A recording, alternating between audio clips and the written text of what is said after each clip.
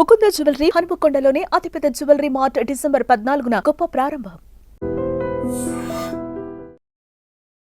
నమస్కారం, welcome to I dream. ధర్మ మార్గం విత్ విజిత కార్యక్రమానికి స్వాగతం.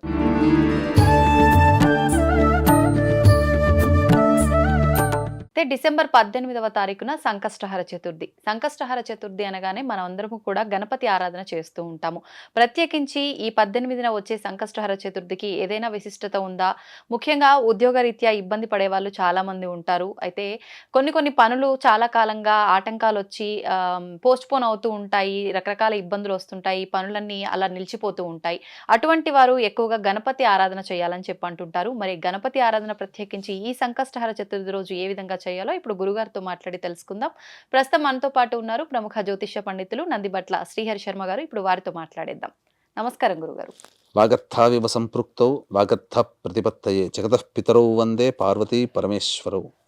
సదాశివ సమారంభాం శంకరాచార్య మధ్యమాం అస్మదాచార్య పర్యంతం వందే గురు పరంపరాం. ఆదిత్యాయ చ సోమాయ మంగళాయ బుధాయ చ గురు శుక్ర శనిభ్యశ్చ రాహవే కేతవే నమః. శృంగేరి జగద్గురు పీఠాధిపతులకి, కంచి పీఠాధిపతులకి నమస్కారములు తెలియజేసుకుంటూ కార్యక్రమాన్ని ప్రారంభిద్దాం. గురుగారు, సంకష్టహర చతుర్థి అంటే ముఖ్యంగా సంకష్టహర చతుర్థి అనగానే గణపతి ఆరాధన గుర్తొస్తుంది. అయితే మనం ఏ పూజ చేసినా కూడా తొలి పూజ గణపతికే చేస్తాము. ఎటువంటి ఆటంకాలు రాకుండా ఉండాలని చెప్పి చేస్తామని చెప్పి పెద్దవాళ్ళు చెప్తూ ఉంటారు.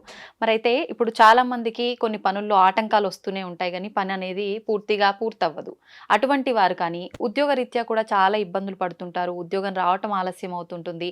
ఇలాంటి వాళ్ళు ప్రత్యేకించి మనకి వచ్చే డిసెంబర్ 18వ తారీఖున వచ్చే సంకష్టహర చతుర్థికి ఎటువంటి విధి విధానాలు ఆచరిస్తే గణపతి అనుగ్రహం కలుగుతుంది? అదేవిధంగా ప్రతి ఒక్కరికి కావాల్సింది లక్ష్మీ అమ్మవారి అనుగ్రహం. అమ్మవారి అనుగ్రహం కలగాలంటే కూడా ఆ రోజు ఏం చేయాలి? మనము ఈ మార్గశిర మాసము ప్రతి కార్తీక మాసంలో వలె కూడా మార్గశిర మాసం కూడా ప్రతిరోజు కూడా ప్రత్యేకమైనటువంటి రోజు. ఈ మార్గశిర మాసంలో వచ్చేటువంటి సంకష్టహర చతుర్థి డిసెంబర్ 18వ తారీఖు రోజున వస్తుంది. ఇక్కడ చాలా మంది ప్రేక్షకులకి ఏంటంటే చవితి తిథి లేదు కదా, సంకష్టహర చతుర్థి 18 ఎలా 19 చేసుకోవాలి కదా అని అంటుంటారు. తదియత తిథి ఉదయం 10:30 వరకు ఉంది 18వ తారీఖు రోజున. ప్రదోషకాల సమయానికి చతుర్థి తిథి ఉన్నటువంటి రోజున మాత్రమే సంకష్టహర చతుర్థి వ్రతాన్ని చేసుకోవాలమ్మా. ఇక ఆ రోజు ఉన్నటువంటి విశిష్టత మనం తెలుసుకున్నట్లయితే, ఆ రోజు ఉన్నటువంటి నక్షత్రము పుష్యమి నక్షత్రం.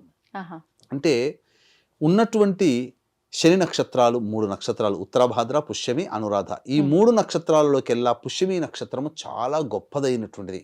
ఎందుకంటే మనఃకారకుడైనటువంటి చంద్రుడు రాశిలో ఉంటుంది ఆ పుష్యమి నక్షత్రం. కాబట్టి పునరుసు నక్షత్రాన్ని అంటిపెట్టుకుని ఉంటుంది. అంటే ఏంటి? గురువు యొక్క అనుగ్రహాన్ని పొంది ఉంటుంది. పైగా పుష్యమి నక్షత్రంతో కూడుకున్నటువంటి సంకష్టహర చతుర్థి చాలా అరుదుగా వస్తుందట. ఈ రోజున మహాసంకష్టహర చతుర్థి అనేటువంటి వ్రతాన్ని కూడా చేసుకోవాలి.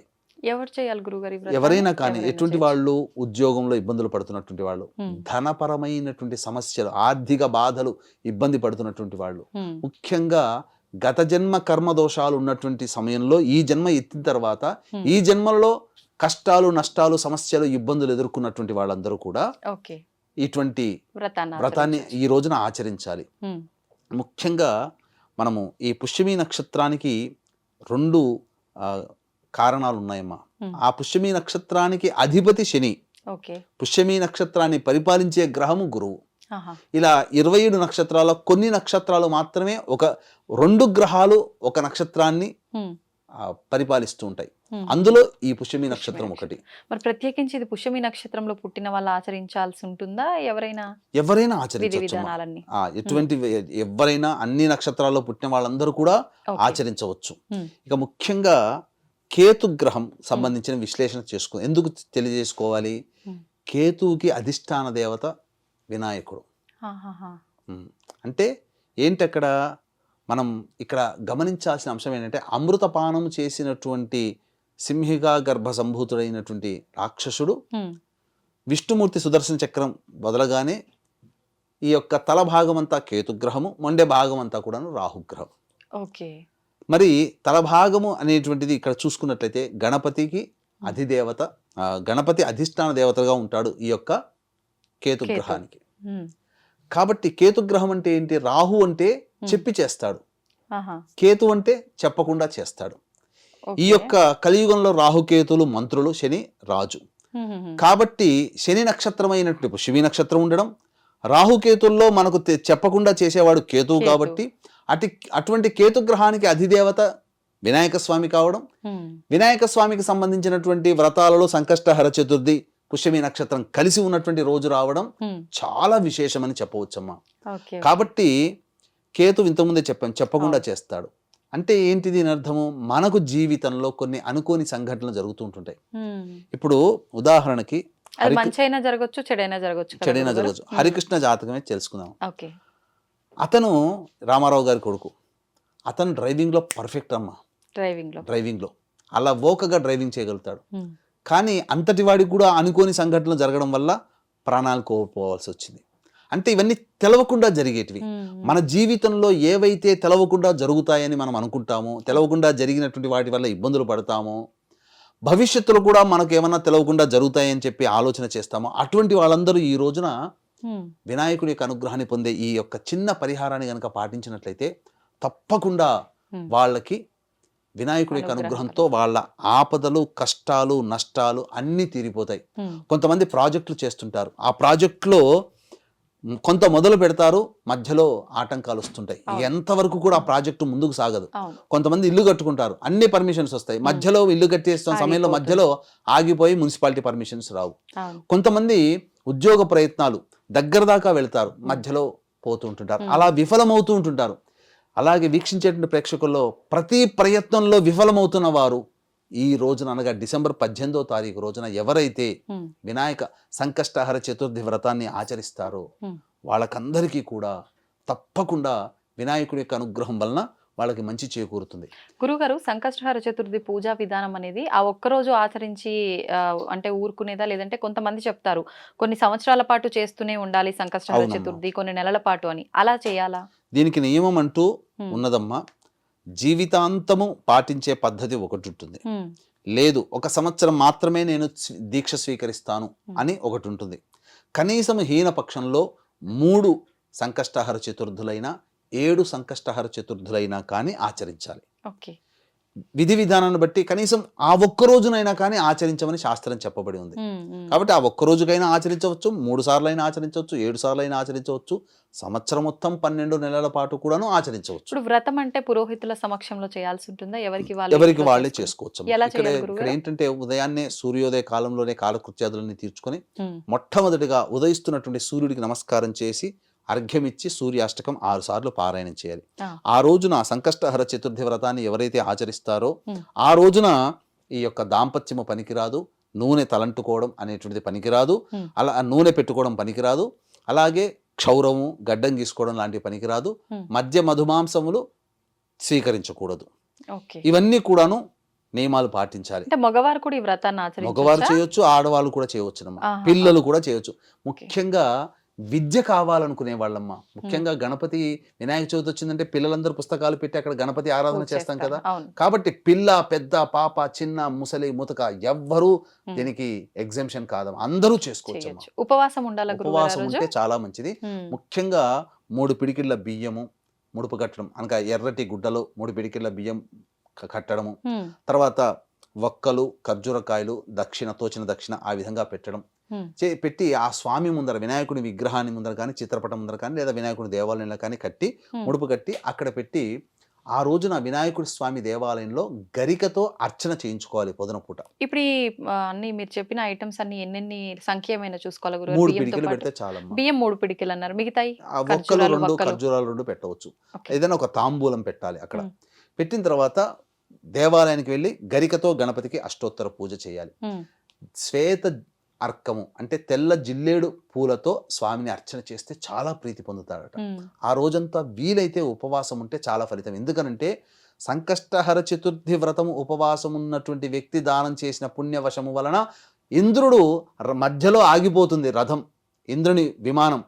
సంకష్టహర చతుర్థి వ్రతం ఆచరించినటువంటి వాళ్ళ యొక్క పుణ్యఫలాన్ని ఇస్తే ఆ విమానం కదులుతుంది అని అంటే ఎవ్వరూ దొరకరు. కానీ చనిపోయినటువంటి ఒక మృత కళేబరం అంతకు ముందు రోజు తెలియకుండానే ఉపవాసం ఉంటుంది ఆ స్త్రీమూర్తి.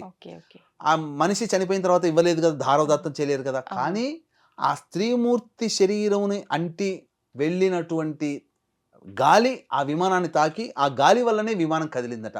అంటే సంకష్టహర చతుర్థి వ్రతాన్ని ఆచరించిన వ్యక్తి యొక్క గాలి సోకినా పుణ్యమైపోతుందని అక్కడ అర్థం. అంటే ఇంకా చేసిన వాళ్ళకి ఎంతటి ఇంకెంత పుణ్యం వస్తుందో, గాలి సోకితేనే పక్కది ఉన్నటువంటి పని మొదలవుతుందనంటే ఇక ఆగిపోయిన పనులు ఉన్నటువంటి వాళ్ళందరూ కూడా చక్కగా ఈ యొక్క వ్రతాన్ని ఆచరిస్తే వాళ్ళ పనులన్నీ కూడా శీఘ్రంగా నెరవేరుతాయి. ముఖ్యంగా చెప్పాలంటే ఉద్యోగం, నేను ఎన్నో ప్రయత్నాలు నేను చూశానమ్మా, నా జీవితంలో ఎంతో మందికి చేయించాను. లక్ష్మీ గణపతి యొక్క మూలమంత్ర ఉపాసన చేసి ఆ ఫలితాన్ని ధారపోస్తే వాళ్ళకందరికీ ఉద్యోగాలు దొరికిన సందర్భాలు ఉన్నాయి. రాని బాకీలు వసూలైన, ధనప్రాప్తి కలిగిన సందర్భాలు ఉన్నాయి. ఆటంకాలైనవన్నీ పనులన్నీ కూడాను శీఘ్రంగా కదిలినటువంటి సందర్భాలు ఉన్నాయి. ఇంకా జాబు రాదేమో, మనం విదేశాల నుంచి ఇంటికి రావాల్సిందే అని భయపడిన వాళ్ళు కూడా ఉద్యోగం లభించిన సందర్భాలు ఉన్నాయి. కాబట్టి ఈ వ్రతాన్ని ఆ విధంగా సాయంత్రం వరకు కూడా ఆచరించి ప్రదోషకాల సమయానికి మళ్ళీ గణపతి దేవాలయానికి చేరుకొని అర్చనాది కార్యక్రమాలు జరిపించుకొని నక్షత్ర దర్శనం చేసి ఇంటికి రావచ్చు. భోజనం రాత్రి ఉంటే ఉపవాసం, పాలు పండ్లు ఇతరత్ర పదార్థాలు తీసుకోవచ్చు. ఆ రోజంతా ఉపవాసం ఉండి తెల్లవారి వినాయకుడిని మళ్ళీ అర్చించి భోజనం చేయవచ్చు, లేదు రాత్రి భోజనం చేయవచ్చు. ఈ విధంగా ఉపవాసం గనక ఉన్నట్లయితే తప్పకుండా వాళ్ళ కోరిక నెరవేరుతుందాం. అందులో ఏమాత్రం సందేహం లేదు. అత్యంత యోగవంతమైనటువంటి సంకష్టహర చతుర్థి ఈ డిసెంబర్ 18. ఎందుకంటే పుష్యమీ నక్షత్రం రావడం అనేటువంటిది చాలా గొప్ప విషయం. దేవతా నక్షత్రాల్లో పుష్యమీ నక్షత్రం కూడా ఒకటి. కాబట్టి వీక్షించేటువంటి ప్రేక్షకులకి గమనిక, ఈ యొక్క జాతకరీత్యా కలుగు విద్య, వివాహ, ఉద్యోగ, దాంపత్య, సంతాన, అనారోగ్య సమస్యల నివారణకి మరియు గోచార రీత్యా వృషభ, మిథున, కర్కాటక, సింహతుల, వృశ్చిక, మకర, కుంభమీన రాశిలో జన్మించిన వారికి శనిదోష పరిహారార్థమై సర్వదోష నివారణ పూజలు, హోమాలు అనేటువంటివి ఈ యొక్క 2024 సంవత్సరంలో వచ్చే ఆఖరి ఏకైక శని త్రయోదశి అనురాధ నక్షత్రంతో కూడుకొని వస్తుంది. అద్భుతమైనటువంటి శని త్రయోదశి ఆ రోజున శ్రీశైల క్షేత్రంలో 1700-1500 రూపాయలకి చేయించడం జరుగుతుంది. అవకాశం ఉన్న వాళ్ళు కార్యక్రమ తదనంతరం కాంటాక్ట్ చేసి మీ గోత్రనామాదులు నమోదు చేసుకోవచ్చు. ఈ విధంగా ఉపవాసం ఉండి అర్చన చేసినటువంటి వాళ్ళకి వినాయకుడికి ఇష్టపాత్రులు అవుతారు. కాబట్టి గరికతో అర్చన చేసుకోవాలి. తెల్ల జిల్లేడు పూలు దొరికితే ఆ తెల్ల జిల్లేడు పూలతో అర్చన చేసుకోవాలి. చాలా విశేషం అమ్మా. ఇక కేతుగ్రహం యొక్క అనుగ్రహం కలుగుతుంది. తద్వారా ఏమవుతుందో తెలుసమ్మా, ఎవరికైతే అనారోగ్య రీత్యా మెడ నొప్పి, సర్వికల్ ప్రాబ్లమ్స్ ఉంటాయో, ఈ యొక్క గణపతి యొక్క అనుగ్రహం వలన ఈ సంకష్టహర చతుర్థి రోజున ఎవరైతే ఆ సంకష్టహర చతుర్థి వ్రతాన్ని ఆచరించినటువంటి వాళ్ళ చేతి ద్వారా తీర్థం పుచ్చుకున్నా చాలమ్మా, వాళ్ళకి అనారోగ్య సమస్యలు తొలగిపోతాయి. అంటే అన్ఐడెంటిఫైడ్ ఇల్నెస్ అని అంటారు. అంటే కేతువు మాయాగ్రహం, కనబడదు. కాబట్టి ఎన్ని డాక్టర్ల చుట్టూ తిరిగినా, ఎన్ని డయాగ్నోసిస్ చేసినా రోగం ఏందో తెలవదు అనుకునేటువంటి వాళ్ళకందరికీ ఆ తీర్థం పుచ్చుకున్న తర్వాత ఖచ్చితంగా రోగ నిర్ధారణ జరిగి తీరుతుంది. తద్వారా అనారోగ్య సమస్యకి మందు డాక్టర్ సూచించడం, మన అనారోగ్యం నివారణ అవ్వడం, ఇవన్నీ జరిగి తీరుతాయమ్మా. అయితే ఇప్పుడు అసలు ఇప్పటి వరకు సంకష్టహర చతుర్థి పూజా విధానాన్ని ఎప్పుడు ఆచరించని వాళ్ళు కూడా ఆచరించవచ్చు అంటారా? ఈసారి ఎవరైనా ఆచరించవచ్చమ్మా. కాకపోతే స్త్రీమూర్తులకి ఇబ్బందికర పరిస్థితులు వచ్చినప్పుడు దాన్ని ఆచరించకూడదు. ఇప్పుడు సంవత్సరం పాటు కూడా ఆచరిస్తుంటారు కదమ్మా. ఈ యొక్క 18వ తారీఖు రోజున ఎవరికైనా స్త్రీలకి రజస్వల ఋతుక్రమం వచ్చింది అనుకోండి, అయ్యో మనం ఈ నెల ఆచరించకపోయామే, భంగం అయిపోతుందేమో, వ్రత భంగం అయిపోతుందేమో భయపడుతుంటుంటారు. భయపడాల్సిన పని లేదమ్మా. ఆ రోజున 4వ రోజు అయినా చెయ్యకూడదు, 3 రోజులైతే అసలు చేయకూడదు. మళ్ళీ 5వ రోజు మళ్ళీ శుచిర్భూతులే స్నానం ఆచరించి 5వ రోజు చేసుకోవచ్చు.